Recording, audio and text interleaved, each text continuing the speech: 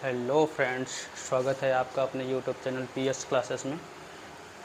Class 10th की mathematics चल रही है, जिसमें हम लोगों ने कल बात किया था पिछले लेक्चर में एचसीएफ एंड एलसीएम की बात की हुई थी। तो एचसीएफ में हमने बताया था कि इसमें जब भी सवाल पूछा जाएगा तो पूछेगा वो बड़ी से बड़ी संख्या ज्ञात कीजिए या उच्चतम संख्या ज्ञात कीजिए या बड़ी से बड़ी धारता ज्ञात कीजिए। इसमें मतलब बड़ी या अधिकतम शब्दों का प्रयोग होगा। इसका प्रयोग क्या होगा? न्यूनतम होगा या मिनिमम के लिए होगा। वह छोटी से छोटी संख्या ज्ञात कीजिए, वह कम से कम दूरी ज्ञात कीजिए, है ना। तो इन सब चीज़ों का प्रयोग होगा। अब हम देखते हैं कि एलसीएफ और एचसीएफ में रिलेशन क्या होता है। जैसे कल हमने एक एग्जांपल लिया था कि 8 और 12 का एचसीएफ क्या होगा, हाईएस्ट कॉमन फैक्टर क्या होगा, वो बड़ी से बड़ी संख्या क्या होगी जो इसको भी काट दे और इसको भी काट दे। तो हमने देखा था कि क्या आया था, 4 आया था।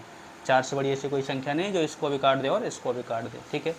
एलसीएम में हमने क्या देखा था, वह बड़ी से बड़ी संख्या वह छोटी से छोटी संख्या क्या होगी जो इससे भी कट जाए और इससे भी कट जाए। तो आया था 24। इससे छोटी ऐसी कोई संख्या नहीं है जो 12 से भी कट जाए और 8 से भी कट जाए, ठीक है। तो हमारा एलसीएम हो गया था। अब एचसीएम और एलसीएम में रिलेशन देखते हैं। मान लीजिए पहली संख्या है 8 और दूसरी संख्या है 12। इन दोनों का आपस में क्या कर दीजिए आप, गुणा करके देखिए कितना आ गया, 96 आ गया, 12/96, ठीक है। आप एलसीएम और एचसीएफ का गुणा करके देख लीजिए, एलसीएम गुणे एचसीएफ। एलसीएम कितना है 24, एचसीएफ कितना है 4, 4 चौक 16, 4 दूनी 8 1 9, ये भी कितना आ गया 96। इसका मतलब क्या निष्कर्ष निकला कि अगर हम पहली संख्या गुणे दूसरी संख्या बराबर एलसीएम गुणे एचसीएफ, यानी जिन दो संख्याओं का हमने एचसीएफ और एलसीएम निकाला था उन दोनों संख्याओं का आपस में गुणा कर देंगे, उसका जो मान निकल के आएगा 96 निकल के आएगा, पहली संख्या गुणे दूसरी संख्या, वो एलसीएम गुणे एचसीएफ के बराबर होगा। तो ये फार्मूला आपको क्या करना है, याद रखना है। इस पर आपसे न्यूमेरिकल पूछे जाते हैं। इसमें एलसीएम और एचसीएफ दे देगा, एक संख्या दे देगी, कोई दूसरी संख्या पूछ लेगी, ठीक है। तो ये होता है रिलेशन हमारा एचसीएफ और एलसीएम में। बात करते हैं, एक न्यूमेरिकल देखते हैं। जैसे एक क्वेश्चन है कि 6 72 और 120 का एलसीएम व एचसीएफ ज्ञात कीजिए गुणनखंड विधि से, ठीक है। तो हम गुणनखंड करेंगे। 6 का गुणनखंड क्या होगा, 2 गुणे 3, ठीक है। 72, अगर आपको किसी चीज़ का गुणनखंड निकालने में दिक्कत है तो आप ऐसे लिख लीजिए, जैसे 72 का निकालना है तो इसको ऐसे कर लीजिए, 2 से डिवाइड करिए आएगा 36, फिर 2 से डिवाइड करिए आएगा 18, फिर 2 से भाग दीजिए कितना आएगा 9, फिर 3 से भाग दीजिए कितना आएगा 3, 2 से जाएगा ना इसलिए 3 से, फिर 3 से भाग देंगे 1। तो ये हमारा क्या हो गया 72 का गुणनखंड, 2 गुणे 2 गुणे 2 गुणे 3 गुणे 3। इसी तरह 120 का गुणनखंड कर लीजिए, नहीं आता आपको तो ऐसे बगल में लिख लीजिए 120, फिर 2 से भाग दीजिए 2, आ जाएगा 60, फिर 2 से भाग दीजिए आ जाएगा 30, फिर 2 से भाग दीजिए आ जाएगा 15, फिर 3 से भाग दीजिए आ जाएगा 5, फिर 5 से भाग दिया जाएगा 1। तो हमारा क्या गुणनखंड निकल के आ गया, 2 गुणे 2 गुणे 2 गुणे 3 गुणे 5, ठीक है। तो हमारा एचसीएफ क्या होगा, एचसीएफ हाईएस्ट कॉमन फैक्टर क्या होगा कि इन जो तीनों में कॉमन है उसको क्या करेंगे, धीरे से लिख लेंगे। जैसे ये कॉमन है तो इसको हम क्या करेंगे, लिख लेंगे। और क्या कॉमन है, एक ये 3 कॉमन है, ये 3 कॉमन है, ये 3 कॉमन है, किसी 3 को भी ले सकते हैं, ये क्या है कॉमन। और कुछ कॉमन है नहीं तो सब क्या करेंगे, छोड़ देंगे। तो हमारा एचसीएफ कितना निकल के आ गया 6, यानी कि हमारा 6 72 120 का हाईएस्ट कॉमन फैक्टर क्या है 6 आ गया। एलसीएम निकालना है आप, एलसीएम में क्या है, जो कॉमन है उसको तो आप लिखना ही लिखना है, प्लस जो बच जाए उसको भी लिख देना है। तो ये कॉमन है, इसको लिख दिया हमने, फिर ये 3 कॉमन है, इसको हमने लिख दिया। अब क्या बचा, इन दोनों में ये कॉमन है, एक बार इसको लिख लीजिए, ये भी कॉमन है, इसको एक बार लिख लीजिए, ठीक है। अब क्या बच गया, 3 बच गया और 5, इसको ऐसे लिख लिए 3 और 5। तो हमारा कितना आ गया, 2 3 6 2 12, 12 दूनी 24, 24 3 72, 72 पंजे कितना होगा 5 दूनी 10, 5 7 35 1 36। ये सब हमारा एलसीएम कितना निकल के आ गया 360। इसको दूसरा तरीका है लिखने का। जैसे इसको हम लिख सकते हैं, यहाँ पे 2 एक ही बार है तो इसके 2 घाते 1 गुणे 3 के घाते 1। यहाँ क्या लिख सकते हैं, 2 कितनी बार है, 1 2 3, तो 2 के घाते 3 गुणे 3 कितनी बार है 2 बार, 3 के घाते 2, ठीक है। इसको क्या लिख सकते हैं, 2 के घाते 3, 1 2 3 गुणे 3 के घाते 1 गुणे 5 के घाते 1। दूसरा तरीका क्या है HCF निकालने का, गुणनखंड विधि से ही है। जैसे इसमें कहता है कि HCF क्या होता है कि जितनी भी संख्याएं दी हुई हैं उन सब में जो कॉमन है, ठीक है, उसकी सबसे छोटी घात वाले को लिखेंगे। जैसे इसमें 2 कॉमन है, इसमें भी 2 है, तीनों में 2 है, तो 2 में सबसे छोटी घात किसके पास है, इसके पास, तो इसको हम लिख लेंगे 2 के घाते 1। और क्या कॉमन है, 3 कॉमन है, 3 में सबसे छोटी घात क्या है, 1, चाहिए लिखे जाए वो लिखिए 3 के घाते 1। और कुछ कॉमन है नहीं, तो हमारा HCF कितना हो गया, 3 2 गुणे 3 बराबर 6 हो गया, ठीक है।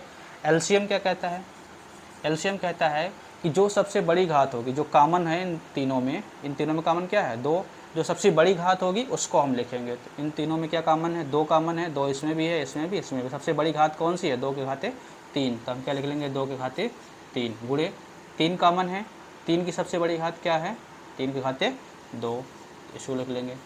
5 जो बचेगा उसको भी क्या करेंगे, लिख लेंगे, ठीक है। इस तरह से हमारा कितना आ गया, यही आ गया, देखिए 1 2 3 बार 2 है, 3 बार 2 है, 2 बार 3 है, 3 घाते 2 और 5, तो हमारा इस तरह से कितना हो गया 360। तो ऐसे भी आप कर सकते हैं और ऐसे भी कर सकते हैं गुणनखंड विधि से, ठीक है।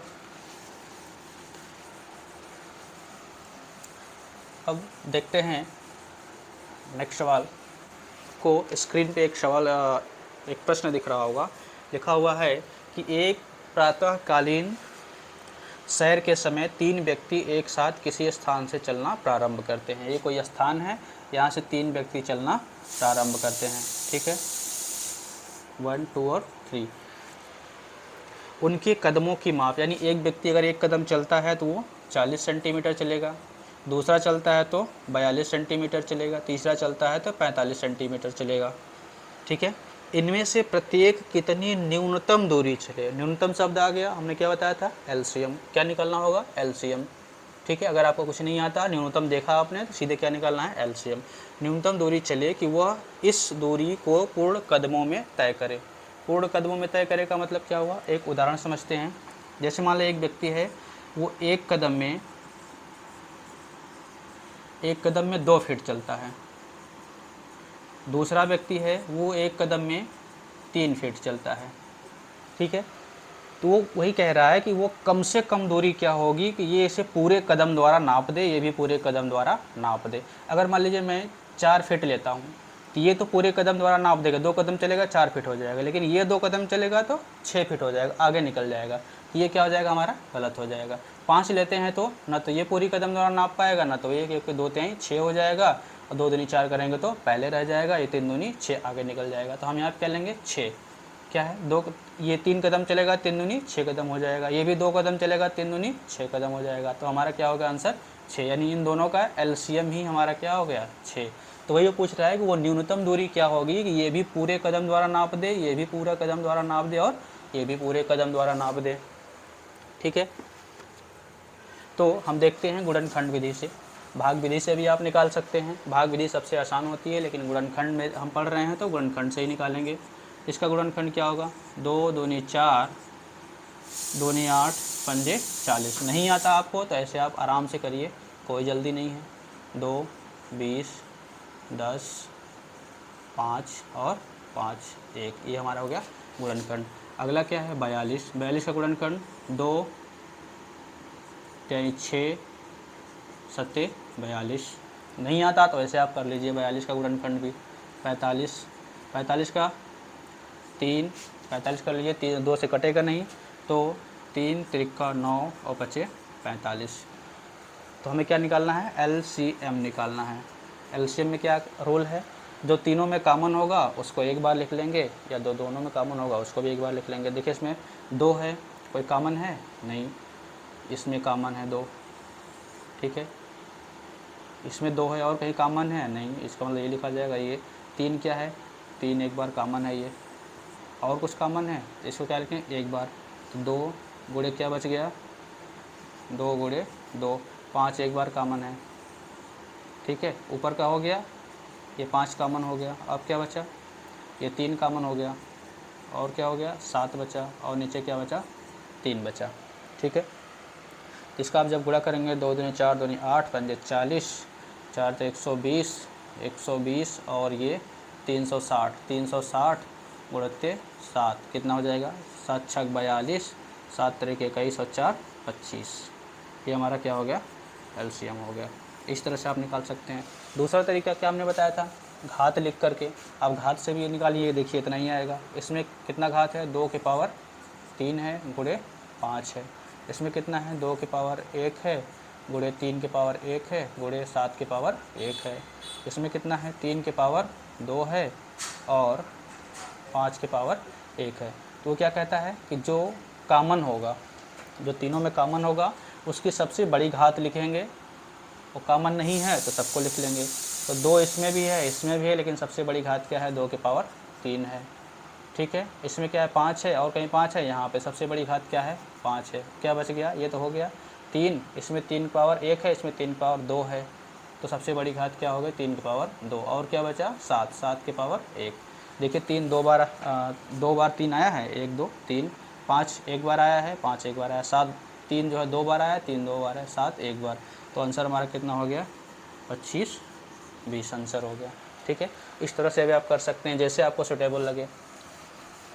अगर प्रश्न में कुछ नहीं दिया हुआ तो आप गुणनखंड मेथड से भी कर सकते हैं। गुणनखंड सबसे आसान होता है। जैसे गुणनखंड विधि से करना है, नहीं गुणनखंड नहीं, भाग विधि से करना है, सबसे आसान होता है। भाग विधि क्या है 40, 42 और 45। अगर प्रश्न में नहीं दिया है गुणनखंड विधि से करिए तो आप आसानी से भाग विधि से करिए। कितना हो जाएगा 20, ये कितना हो जाएगा 21, ये कितना रह जाएगा 45। 2 से भाग देंगे कितना आएगा 10, 21 कटेगा नहीं, ये भी नहीं कटेगा। फिर 2 से भाग देंगे ये आ जाएगा 5, ये कटेगा नहीं, ये कटेगा नहीं, वैसे लिख देंगे। फिर किससे भाग देंगे 3 से, ये कटेगा नहीं, ऐसे लिख देंगे। कितना हो जाएगा 7, कितना हो जाएगा 15। फिर 3 से भाग देंगे, ये नहीं कटेगा, इसको ऐसे लिख देंगे, ये भी इसलिए नहीं कटेगा, ये 5। फिर 5 से भाग देंगे 1, ये नहीं कटेगा, वैसे लिख देंगे, ये 1। अब क्या देंगे 7 से भाग देंगे 1, 1 और 1। ठीक है, हमारा कितना गुणनखंड आ गया 2 की पावर 3, 3 बार है ना, इसको 3 बार लिखेंगे। ठीक है, 3 बार, फिर 3, फिर 5, फिर 7। ये हमारा कितना हो जाएगा जितना आंसर आया हुआ था। ठीक है, आंसर कितना आया हुआ था 25 20। ठीक है, ये हो जाएगा 25 20। इस तरह से भी सॉल्व कर सकते हैं। एक सवाल आता है, ये दिया हुआ है आपके बोर्ड पे। ठीक है, वृक्ष के रूप में रिप्रेजेंट करने के लिए गुणनखंड का ही सवाल है। कहेगा आप वृक्ष के रूप में रिप्रेजेंट करिए, या तो ऐसे दे देगा, कहेगा आप x, y और z का मान ज्ञात कीजिए। इसमें कुछ नहीं करना है, इन दोनों का गुणा करेंगे तो ये आना चाहिए, इन दोनों का गुणा करेंगे तो ये आना चाहिए, इन दोनों का गुणा करेंगे तो ये आना चाहिए, इन दोनों का गुणा करेंगे तो ये आना चाहिए। तो हमें z निकालना है, क्या करेंगे नीचे शुरू करेंगे। 7 × z बराबर कितना आना चाहिए 371 आना चाहिए। अब z बराबर क्या हो जाएगा 371/7, ये गुणा है, इधर आएगा भाग हो जाएगा। कितना आ जाएगा 7 × 5 = 35, 7 × 21। z का मान कितना आ गया 53। ये हमारा z का मान हो गया। ठीक है, इसी तरह इन दोनों का, अब इनसे भी मतलब है नहीं, इन दोनों का गुणा करेंगे तो ये आ जाएगा, क्या आ जाएगा 3 गुणे कितना है 1855 बराबर कितना आना चाहिए y। तो y का मान कितना होगा 3 × 5 = 15, 3 × 5 = 15 = 16, 3 और 24 = 25, 3 × 1 = 3, 2 5। ये y का मान हो गया 55 65। कितना हो गया y का मान 55 और 65। ठीक है, इसी तरह x का निकालना होगा। इन दोनों का गुणा कर देंगे तो x आ जाएगा। तो क्या करेंगे 2 × y = कितना आना चाहिए x।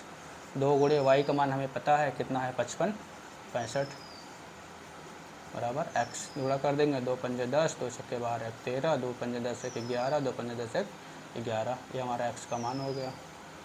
ठीक है, तो x का मान कितना आ गया 11130। इस तरह से हमारा क्या हो गया आंसर हो गया। तो ऐसे भी सवाल आते हैं। ठीक है, तो ये HCF और LCM में रिलेशन हमने देखा, गुणनखंड विधि से कैसे निकाला जाता है, उनमें क्या रिलेशन होता है, किस तरह के सवाल आते हैं, न्यूनतम कब बोलेगा, मिनिमम कब बोलेगा, अधिकतम कब बोलेगा, या LCM कब निकालना है, HCF कब निकालना है। ठीक है, तो इसी तरह से मिलते हैं नेक्स्ट लेक्चर में। तब तक के लिए जय हिंद।